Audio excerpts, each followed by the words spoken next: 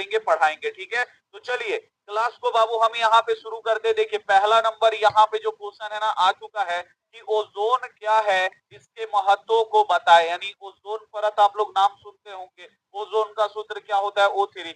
सबसे पहले आपको बताना है भाई ओजोन क्या है और उसका महत्व आपको बताना है, यानी वो क्या काम करता है, उसका क्या उपयोगिता है हमारे जीवन में ओजोन का, ये आपको क्या करना है यहाँ पे बताना है। बहुत ही इंपॉर्टेंट क्वेश्चन है आपके बोर्ड परीक्षा के लिए। तो इसे आप लोग कैसे लिखिएगा कि भाई ओजोन क्या है, कैसे लिखिएगा?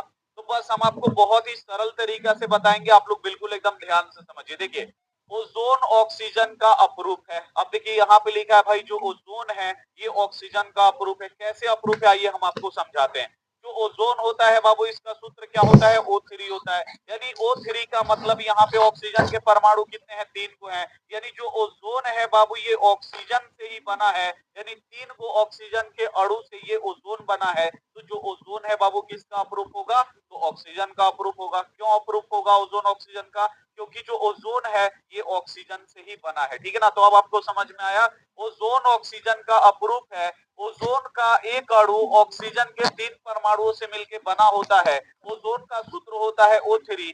ओजोन परत वायुमंडल के बाहरी सतह में पाया जाता है जो परावैंगनिक किरणों से हमें रक्षा प्रदान करता है। अब यहाँ पे आपको समझ में आया होगा कि भाई ओजोन क्या है। तो ओजोन बाबू ऑक्सीजन का एक अपरूप है। जो ओजोन होता है ये ऑक्सीजन के कितने परमाणुओं से मिलकर बना होता है, ऑक्सीजन के 3 परमाणुओं से मिलकर बना होता है। इसका जो सूत्र होता है वो O3 होता है।